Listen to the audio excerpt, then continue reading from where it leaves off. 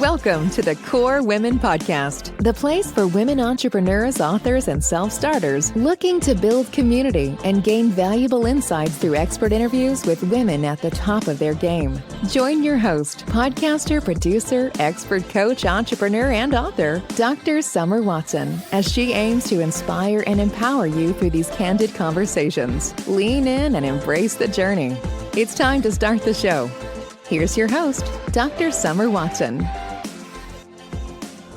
This week on the Core Women Podcast, I would like to welcome Elizabeth Husserl, who is a registered investment advisor, financial strategist, and co-founder of Peak360 Wealth Management. With a unique blend of economics and East-West psychology, Elizabeth helps people redefine their relationship with money by integrating practical wealth planning with mindset, emotion, and values. She's led workshops at top companies like Airbnb, Unity, and Google, and her work spans across nonprofits and communities throughout the Americas.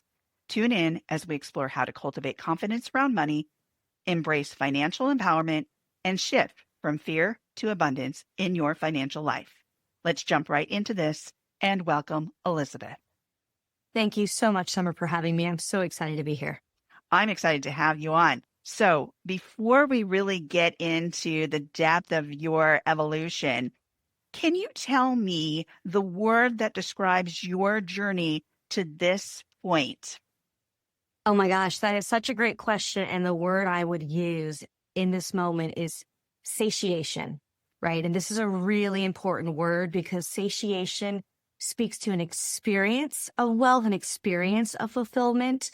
Another way to describe it is I love my life because I have discovered the strategies that bring an experience of wealth and fulfillment and purpose and meaning that allow me to feel kind of agency in how I design what I'm doing and how I earn money, spend money, engage with people, build out the strategies of a wealth portfolio that feels diversified and full, and not always dependent on money to do it. So satiation is walking in the world just knowing that you have the ability to choose those strategies that nourish you to your core. And I've learned how to do that. I didn't have that word 20 years ago, but in my process and in my work, I've discovered that really summarizes what I'm up to. I love that. And I don't think I've had that word. And I certainly haven't had it described in that way. And I think it's really important the way that you described it. It's not the what, it's kind of the how, right? Yeah. And how that has happened and why that is meaningful to you. And I think it's the passion, it's the purpose, it's the impact, right? Yeah. And so thank you. Thank you for that word. You have such a unique and diverse background that combines economics with East-West psychology. Can we step back a little bit and can you tell me about that fusion, how that came together, why that's important to you? Yeah, no, 100%. I mean, the best way to summarize it is that I love numbers, math, spreadsheets, finance, figuring out problems, and I love human psychology, spirituality, meaning. Those have been my two passions since I was a kid, right? I mean, I was raised by a therapist, and so we were having family meetings from age 4. And I come from mathematicians and my grandfather was a CPA and I love numbers. I was like, how do I bring these two things together? And so I did my undergrad in econ, finance, and political science. I went and I practiced in a nonprofit of how do I bring community development and savings and loan cooperatives to communities. So that's a big part of what jumpstart that story around different expression of wealth. But then I have my degree in psychology. And now as a financial advisor and wealth manager, I get to do both. I can't tell you how many people walk into my office wanting to talk about the relationship to money, but in reality, it feels like therapy because our relationship to money holds so much. It's a great place where I get to bring this fusion alive and really help people understand what pertains to the world of money and what doesn't. And that's a really big piece that hopefully we'll dive into because there's a lot of misnomers and myths around what is money? What is wealth? Are they the same thing? Are they different? So that's how my passions have fused. Well, thank you for that explanation. As I listen to you talk, you're using that logical and then creative brain as well. Yeah. You're talking about the money DNA where that came from, where that started, where those messages began. You're talking about the psychology. There's so many variables. As you well know, having a background in the practice of psychology, there's so much emotion attached to money. As you've worked with people, even as you have come through your journey, how have you understood the difference between money and wealth? Where did that come from? How did that begin? Where did that spark of interest really light up in you where you thought more people need to know about this, hear about this, learn about this from a perspective that they understand their own money DNA? And we can talk about that too. Yeah, exactly. So I'm going to say three things. So the first thing I'm going to say is that money and wealth are different things, right? And we confuse them. And that's actually part of the problem. Money is a tool and a technology, and I can explain that later.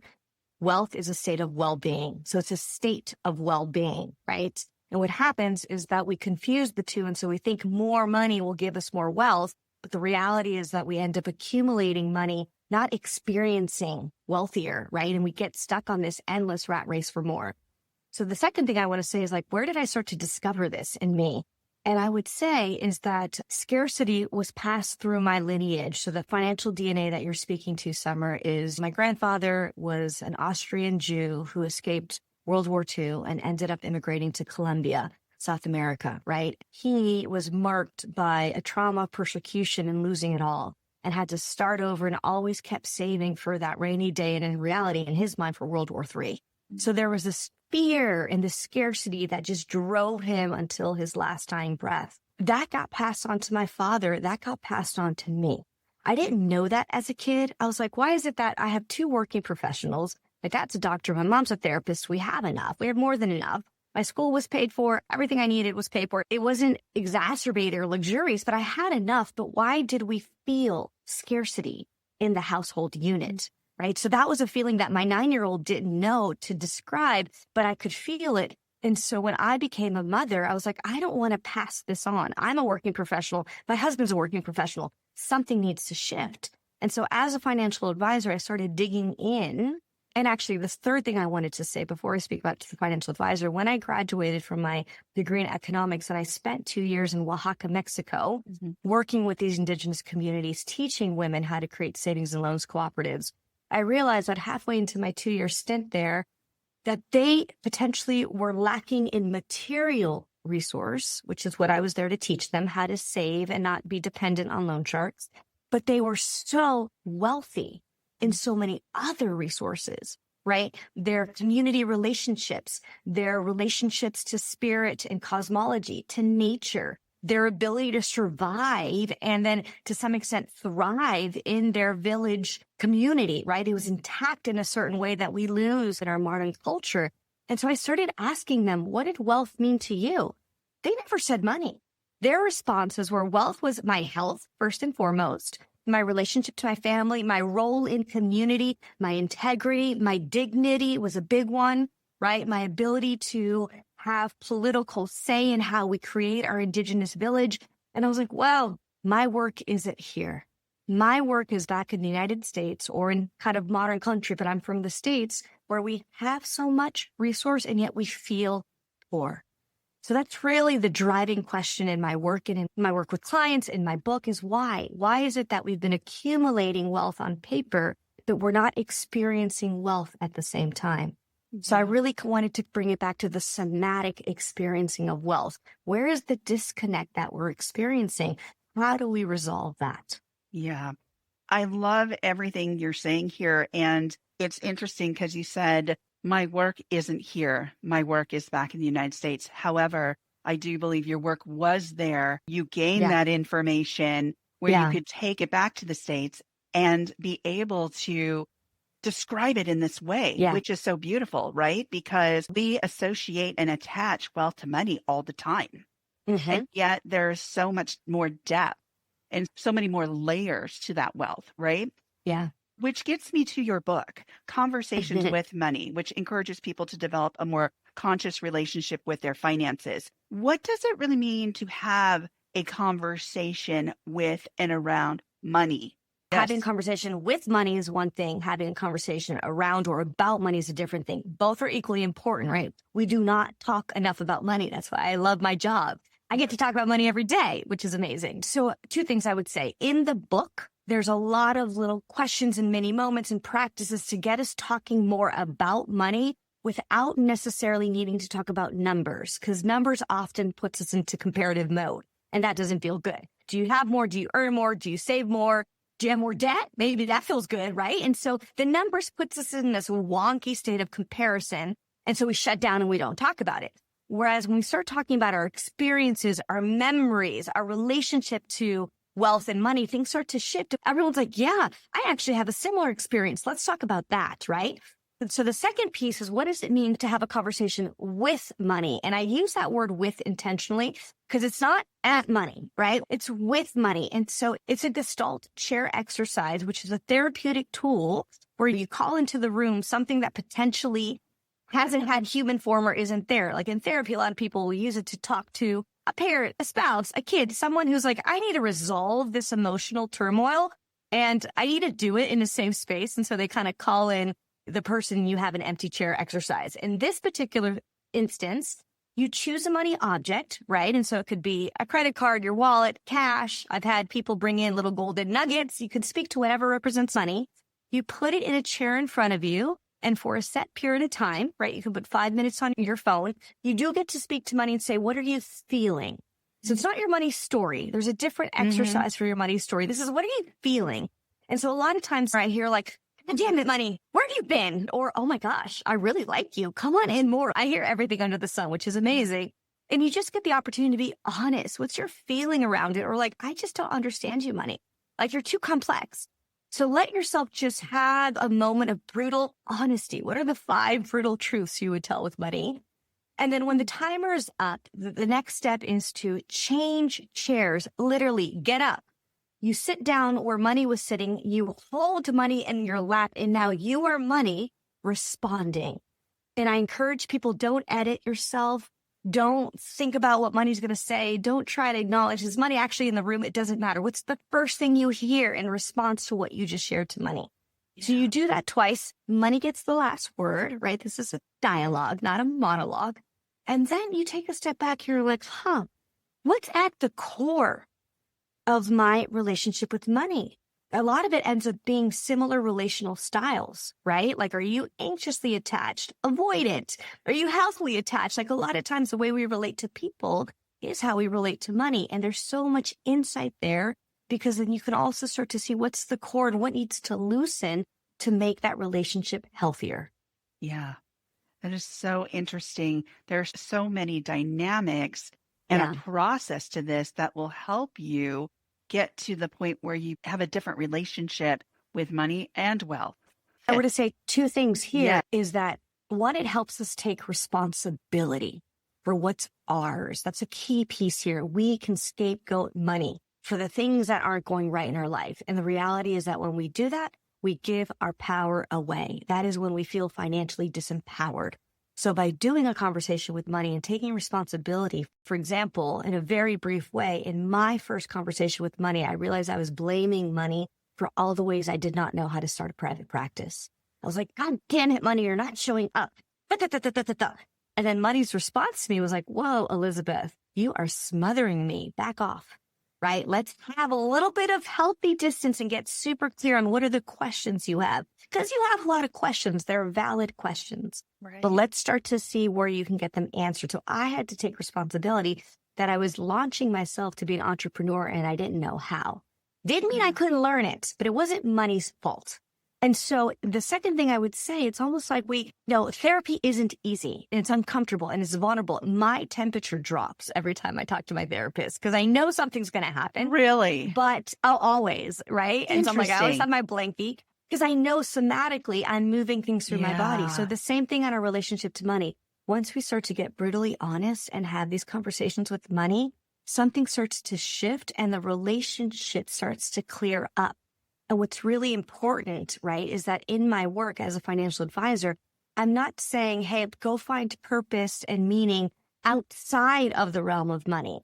I am saying find purpose and meaning with the help of money. but it requires having a healthy relationship to it. Absolutely. I think one of the things that I think about when you're talking and how we perceive money and wealth has a lot to do with that purpose, with our values. And yet, a lot of times we have been conditioned to believe certain things and we're out of alignment with our own values because maybe we're walking somebody else's values and not our own. So even prior to the money talk, right? And this issue, what's going to come up is, what are your values? Right. Not just around money, but what are your values and how are they in alignment with how you walk and how you evolve in your life? Yeah. And that makes such a huge impact. My question to you is, as you're going through these different exercises, are these exercises in your book so that they're takeaways for people to do? Oh my gosh, 100%. And there's an exercise on values in the book.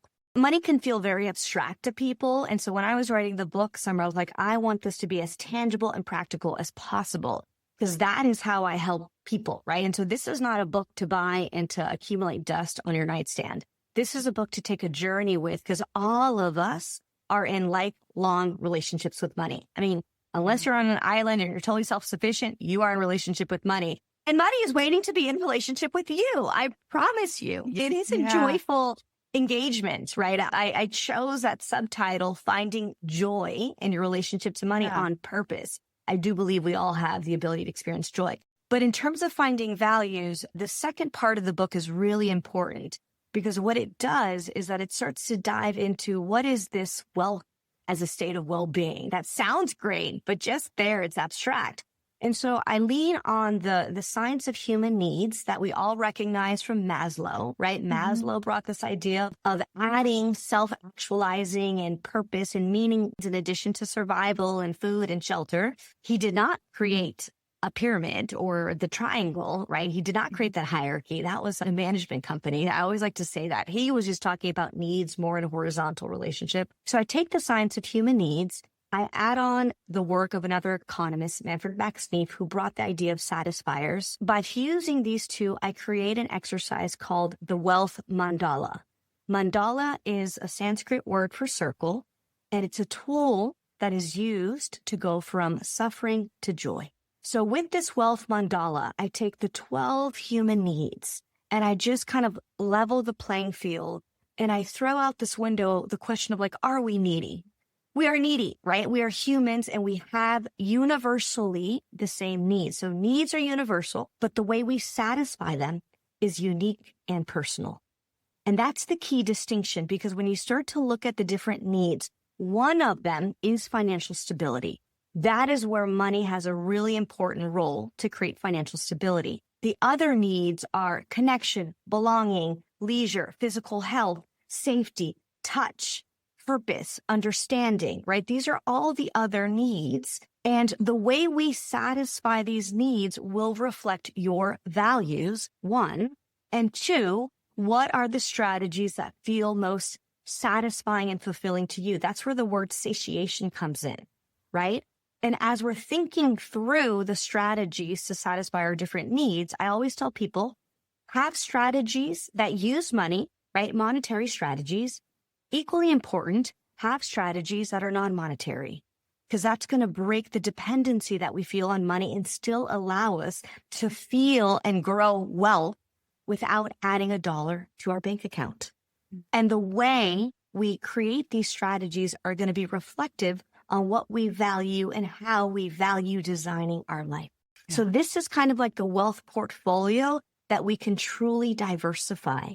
I love using the words that I use in my investment management practice in this broader description of wealth, because they apply.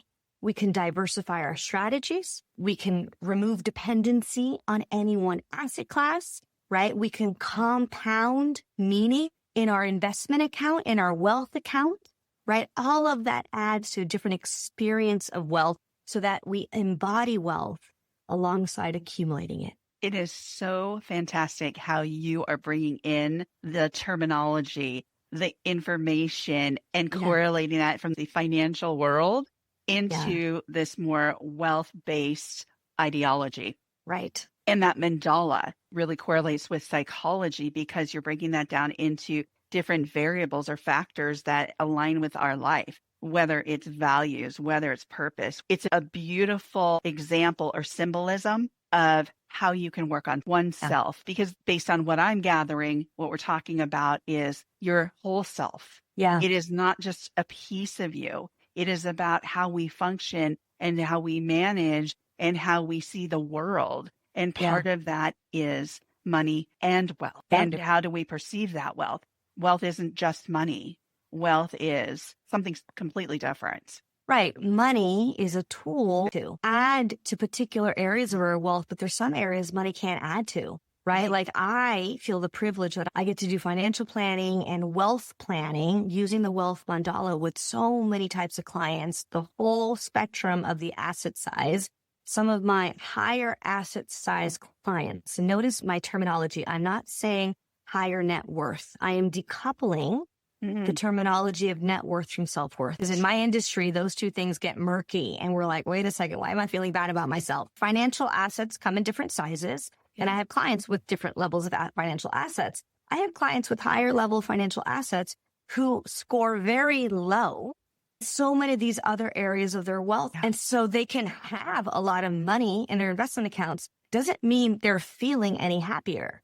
Right. And so again, my job isn't to just leave them there and to be like, okay, your accounts are rebalanced and, you're financially independent. That's only half my job. The other half of my job is like, hey, let's pay attention. Why are you a 2 in touch? Why are you a 1 in physical health? How is the financial stability? Because perhaps you're working too much. How is it a negative satisfier on these other areas of your life? And let's address that, because I can't tell you, I've actually worked with clients where we get to their quote unquote retirement and then their financial health actually has some serious issues. They don't get to enjoy everything they saved. So it's like, how do we build wealth that's sustainable, that is comprehensive, that it's a state of well-being and self that we can always come back to regardless of market fluctuations? Because guess what? The stock market's going to fluctuate every day, right? Your bank account's going to fluctuate every day. Yeah, absolutely. Thank you for really breaking down that distinction between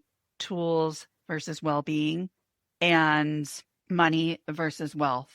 There is a distinction, and I really love the terminology, how you set this out in your book, having conversations with money. We've covered so much here. It is so clear. I love the clarity here, and that your book offers these steps. One issue that I always have, whether it's a sermon, an inspirational talk, you go in there and you get inspired and you're like, yeah, I'm so happy. You walk out of there and about a day later, the inspiration's gone because you don't have the steps. Here with this book, it's not something to put on a shelf and let get dusty. It is the steps to a better life. So with wealth and understanding your relationship with money, that is so healthy. As we come to the close of this interview, if you could leave the listeners who have felt disempowered or anxious about money, what is one small action they can take today to begin stepping into financial confidence? Yes. So it's a very simple and profound exercise that you can start today without spending a dime. I'm going to give your listeners a 30-day satiation challenge. And what I mean by that is that for the next 30 days, put a notice on your phone of when 30 days are up. Commit to every night, take a journal or a piece of paper or an app on your phone, write down 3 ways in which you were satisfied today. Satisfaction is different than gratitude. It's not what you're grateful for. Satisfaction sometimes is a thematic experience, a visceral experience of like, I accomplished something or something was meaningful and time stopped, right? So it could be a hard work project that you finished, a hard conversation that you addressed. It could be a meaningful conversation. For example, Summer, you will be on my list of satiation tonight because I love these conversations. So for the next 30 days, write down 3 things that satisfied you every single day. At the end of your 30 days, sit down with a cup of tea, read through them and start to see what are the strategies that you are already employing to bring you a sense of satisfaction, fulfillment, and wealth. start to see what is working. Then after 30 days, you can go to the areas that perhaps aren't working. How can you bring some of the things that are working in your life to these other areas? And you can use the exercise. It's a free exercise on my website to get clarity or what are some of the other needs that you need more support in. But start with what you're already doing and pay attention. What we appreciate appreciates, right? Another financial term, but start with a 30-day satiation challenge and start to recognize what strategies you already do in your life to bring a sense of wealth and fulfillment. Fabulous. Thank you, Elizabeth, for joining me today. Thank you, Summer. It's been such a pleasure and honor to be here. Absolutely. You can follow Elizabeth Husserl on Facebook at Conversations with Money, on Instagram and LinkedIn at Elizabeth Husserl, and at www.elizabethhusserl.com. And you can find her book, Conversations with Money, on Amazon. Thank you for joining us on the Core Women Podcast with Dr. Summer Watson. We're so glad you're here and would love to connect more with you. Find us on Instagram, Facebook, and YouTube at Core Women, and on Twitter at Core Women 1. For more about Core Women and Dr. Watson, visit corewomen.com. Want more support and resources for amazing women like you? Great! Join Dr. Watson and Jen Fontanilla at the Life, Love, and Money Collective, a Core Women production that aids in understanding the key traits that might be getting in the way of living a life that you are absolutely passionate about. Connect with Summer and Jen and find out more at thelifeloveandmoney.com.